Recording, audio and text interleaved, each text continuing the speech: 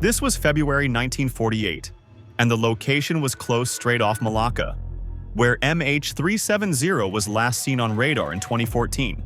This place is a narrow strait between Malaysia and Indonesia, one of the busiest sea routes in the world, where thousands of ships pass every year. The weather was clear that day. The sea was calm. The air was unusually quiet. Along this route, many ships from the United States and Britain were traveling. Everything was completely normal, until suddenly, the radios of multiple ships received a strange signal. This strange signal was transmitted in Morse code. Morse code may seem outdated today, but at that time it was far more reliable than voice communication.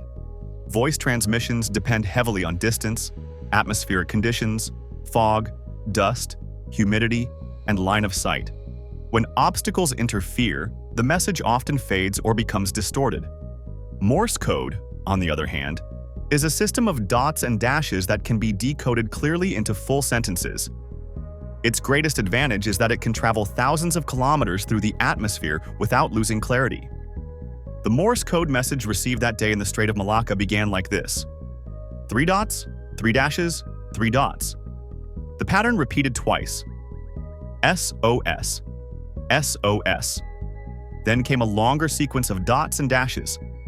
When decoded, the full message read SOS SOS from steamship SS Orang Medan. Request immediate medical assistance. This was only the first message. Without any pause, a second message followed. Probably the second officer is dead. All other crew members are dead. Do not give medical advice. Request immediate help. After this, Orang Medan transmitted its coordinates. Then came the final message. Just 2 words. I die. And then, silence. Radio operators aboard nearby ships responded immediately, but no reply ever came back. Minutes passed in complete radio silence. Every ship that had received the message realized something terrible had happened to Orang Medan. The closest vessel was an American merchant ship named Silver Star. Its captain immediately changed course toward the signal's location. At first, they believed the ship might be sinking or had been attacked.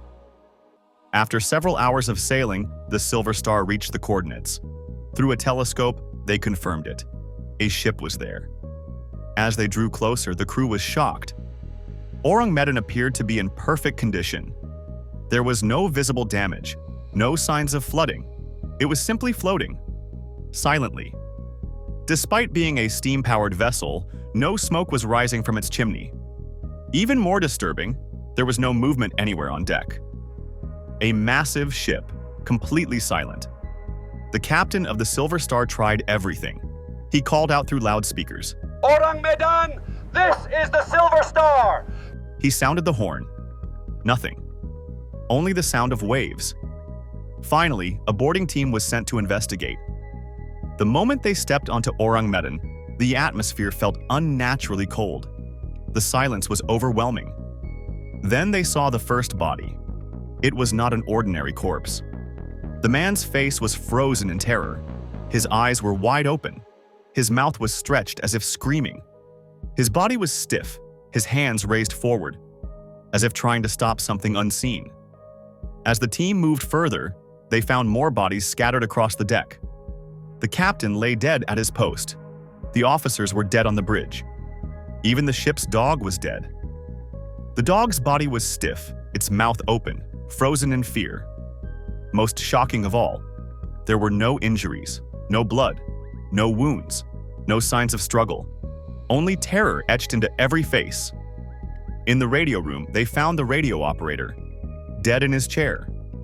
His fingers were still resting on the Morse key, exactly where he had sent the final message. I die. The Silver Star's crew was now certain something completely abnormal had occurred. They decided to tow the ship to a nearby port for investigation, but as they began securing the ropes, smoke started rising from cargo hold number 4. At first, it was faint.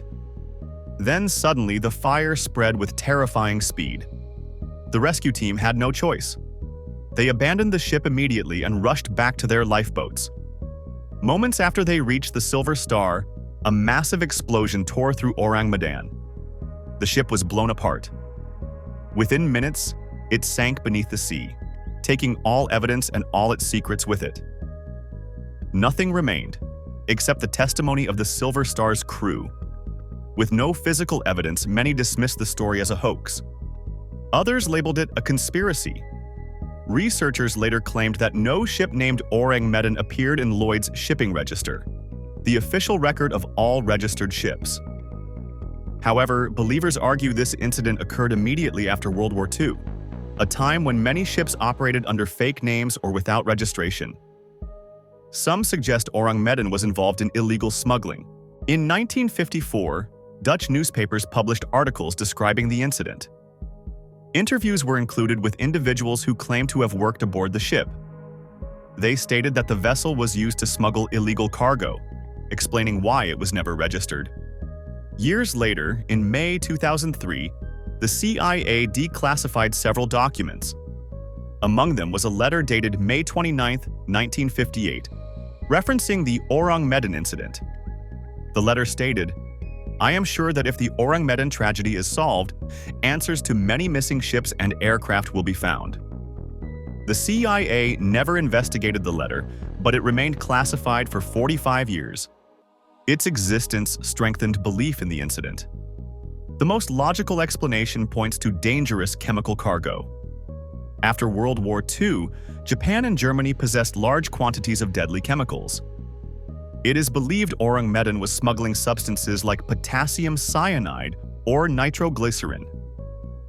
Experts say when potassium cyanide reacts with seawater, it releases extremely poisonous gas that can kill instantly through suffocation, explaining the lack of injuries.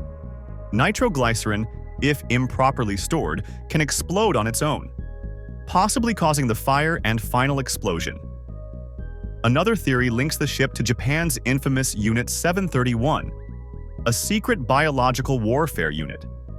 Some believe the ship was transporting forbidden biological weapons, and a leak wiped out the entire crew.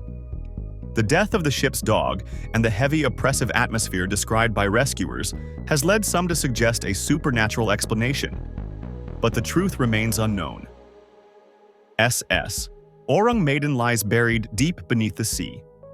Even today, as ships pass through the Strait of Malacca, old sailors remember this story.